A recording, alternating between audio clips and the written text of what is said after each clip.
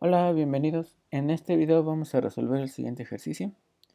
Vamos a suponer que tenemos X, un espacio compacto Hausdorff, y por C de X vamos a denotar el conjunto de funciones continuas que van de X a los complejos. Entonces el ejercicio pide probar que este es finito dimensional si y solo si X es un conjunto finito. Entonces hay una parte que es más sencilla que la otra. Entonces en este caso es el regreso.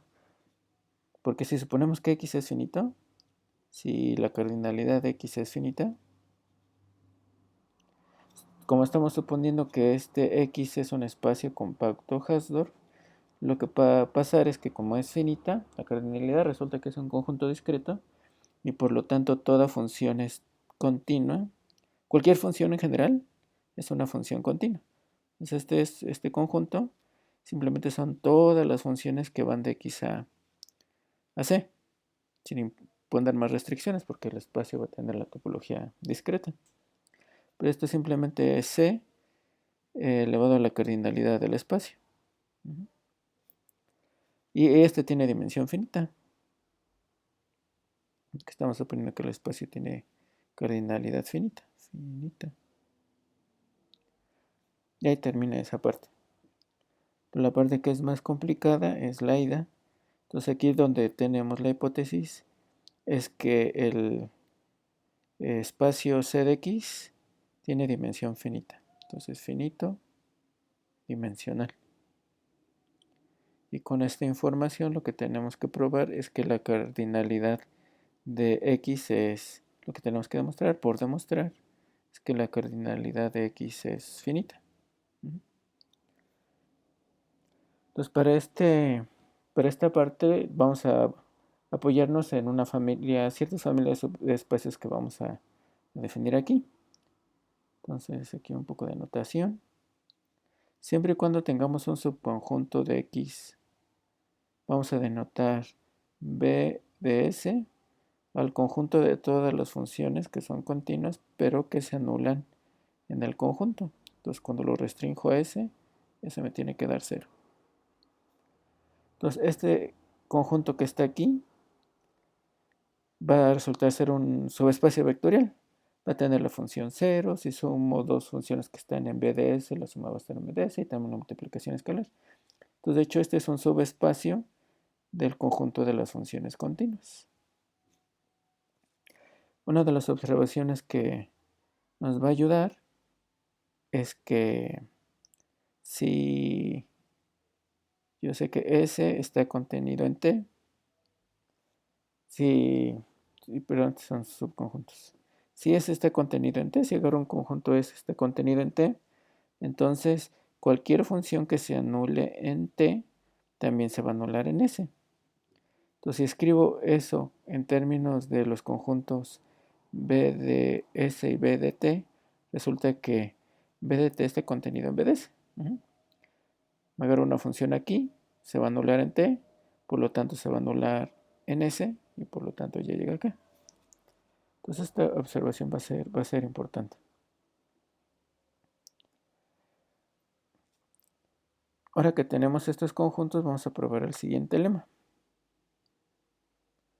Este lema lo que va a decir es que lo que sabemos en general es que B, si agarro dos puntos distintos, si x1 y x2 están en X, entonces se va a cumplir lo siguiente. Entonces yo quiero comparar las B's que tienen al x1 y al x2 y la B que nada más tiene x1. Entonces en principio como el x1 y x2 es más grande, yo sé que este espacio es más chiquito que este que está acá. Pero este lema nos dice un poco más precisamente qué tan chiquito. Lo que pasa es que si le sumo una dimensión a este, me da la dimensión del grande. Bien. Entonces aquí una nota, todas estas dimensiones son finitas porque todos estos subespacios están contenidos en C de X y por hipótesis estamos suponiendo que esto es finito dimensional. Entonces no estamos tratando con números infinitos, todos son cantidades finitas. Entonces para la demostración del lema, lo que vamos a fijarnos es en el espacio cociente. Vamos a ver qué tan grande es B1 con respecto a B2. Entonces vamos a definir W como el b de las funciones donde se anulan el 1 sobre b, donde se anulan en los dos puntos. Recuerden que estos son clases de equivalencia. Entonces recuerden que un elemento aquí en W es una clase de equivalencia. ¿Y quiénes van a estar en la clase de equivalencia? Van a ser todas las funciones que estén en B1, de tal forma que la diferencia está en B2, o sea, f menos g va a estar en b de x1 y x2. Entonces así se define el espacio cociente y vuelve a ser un espacio vectorial, ¿no? Todo lo que vamos a probar ahora es que este espacio de hecho es isomorfo a los complejos. Entonces afirmamos que este espacio cociente, bueno, el W, va a ser isomorfo a los números complejos. Y lo que vamos a hacer, vamos a dar una función que va a ir de W a los complejos, le vamos a llamar phi, de tal forma que a cada clase de equivalencia de f lo vamos a mandar a f evaluada en x2, en este. Y vamos a probar que este es un isomorfismo de espacios vectoriales. Entonces tenemos que checar que esta es lineal, inyectiva o proyectiva. Pero antes, lo que tenemos que checar es que esta está bien definida. Porque como estamos usando un representante de la clase, tenemos que checar que esta esté bien definida. En otras palabras, tenemos que checar que este número no va a depender del representante que agarremos. Entonces digamos que tengo f y me agarro una función que esté en la misma clase de equivalencia. Entonces digamos, g va a estar en la clase de equivalencia de f. Entonces, ¿eso qué va a implicar? Eso implica que la diferencia de f menos g pertenece a b de x1 y x2. Pero por definición de las b's, cuando estoy en b de este conjunto, tiene que anularse en todos los elementos de este conjunto, en particular en x2. Entonces, yo sé que f menos g, si lo aplico x2, me da 0. Pero eso implica, usando la definición de diferencia de funciones, pues que f de x2 es igual a g de x2. Y por lo tanto está bien definida esta asignación que estamos dando acá. Entonces ya probamos que la función va a ser está bien definida. Ahora que tenemos que probar que este es lineal. Phi es lineal. Pero eso simplemente sale de la definición. Porque cuando sumo yo clases de equivalencia, por definición de cómo se suman clases de equivalencia, sería la phi de la clase de equivalencia que es f más alfa h. Esa es la definición de cómo se suman clases de equivalencia en el espacio cociente. Ahora ya aplicando la phi a esta función, simplemente es evaluar esta en el x2. Pero eso es lo mismo que f de x2 más alfa veces h de x2. Y esto es phi de la clase de equivalencia de la f más alfa veces phi la clase de equivalencia del h. Entonces ya probamos que phi es lineal. Ahora lo que tenemos que probar es que phi es inyectiva.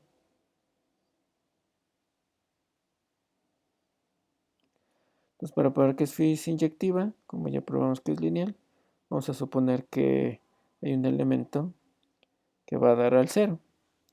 Pero entonces eso implica que esta f que está aquí es una función que está en b de x1 y que va a dar al 0 significa que phi de f2 es 0.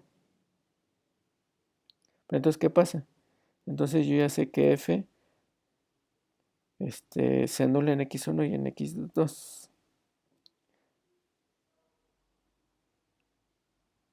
Perdón, este es 0. Se anula en x2 porque precisamente la phi de esta clase equivalencia es 0.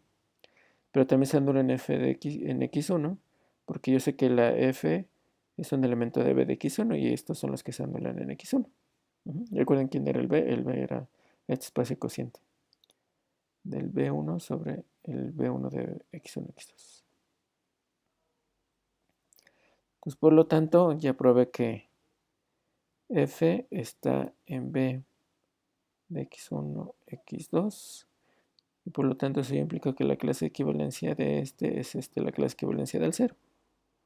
Entonces ya probé que la función es inyectiva.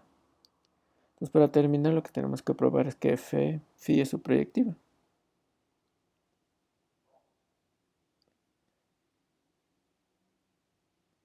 Entonces, lo que tengo que hacer es agarrar un número complejo y tengo que encontrar una función de tal forma que tengo que probar que existe esta función f, de tal forma que cuando le aplico la imagen de la phi a esta clase de equivalencia, que simplemente valor f en x2, me va a dar el lambda. Pero aquí va a entrar en juego que el espacio es compacto Hausdorff. Entonces yo tenía dos puntos x1, dos puntos x2, y el espacio es compacto Hausdorff. Entonces yo puedo encontrar, bueno, vecindades en principio que los separen. Y después yo puedo encontrar una función f de tal forma que este punto x1 lo vaya a dar al 0. Y este punto x2 puede ir a cualquier número. En principio podría dar a lambda. Podría dar a lambda. Entonces, con esta función que está aquí, esta me va a servir. Porque entonces ya cuando yo tengo esto, como la función se anula en x1, eso implica que f está en b de x1. Como ya lo tengo en b de x1, esta es una clase de equivalencia que va a estar en el w. Y luego, si aplico directamente la phi a esta clase, es simplemente f de x2, pero ese es el lambda porque así construimos la función. Entonces aquí ya prueba que es subproyectiva. Entonces concluimos entonces que la dimensión del w, pero el w era simplemente b de x1 sobre b de x1 y x2, es igual a 1. Y de aquí ya se sigue entonces lo que queremos probar, que la dimensión del de abajo, la dimensión de b de cuando tomo dos elementos y le sumo 1, por esto que está aquí, me va a dar la dimensión del espacio más grande. Y este es un ejercicio de lineal. Entonces ahora sí, aquí ya termina el lema. Y lo que procedemos ahora ya es a concluir el ejercicio. Entonces para concluir el ejercicio, lo que vamos a hacer es vamos a encontrar pues una familia de subespacios. De tal forma que vamos a llegar al 0. Entonces empezamos con c de x. Entonces aquí yo tengo c de x. Que se vea mejor. Entonces tengo el espacio de las funciones continuas. Y luego aquí por abajo va a estar un b de x1. Y esta desigualdad es estricta. Este espacio va a estar contenido propiamente en este.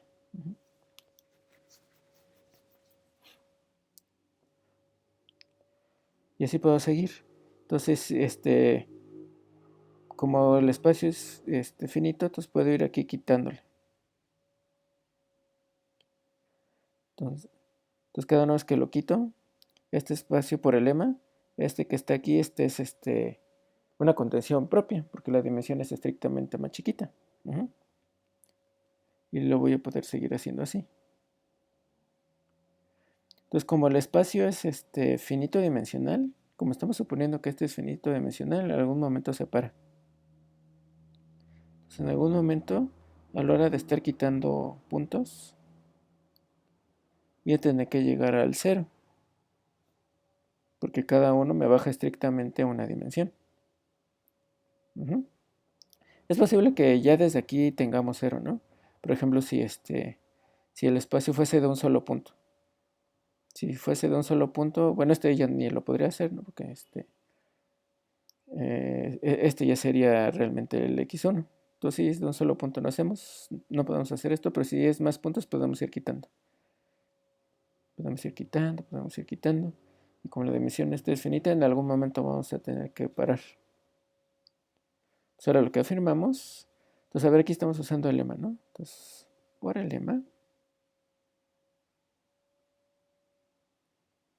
podemos encontrar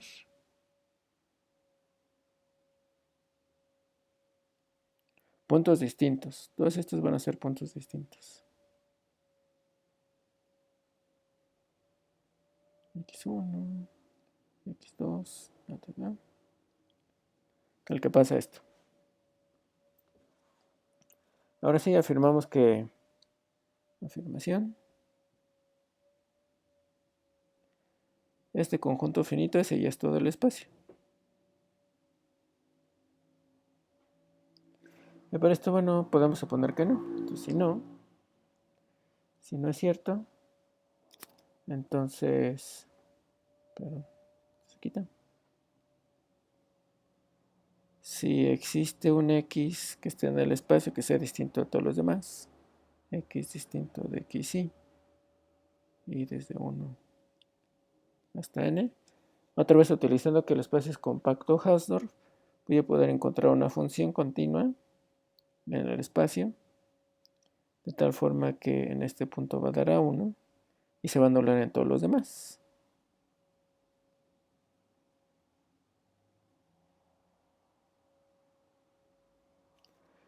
Entonces, si eso pasa, esta parte que está aquí, esto ya me está diciendo que la función esta f pertenece al espacio que va desde x1 hasta xn.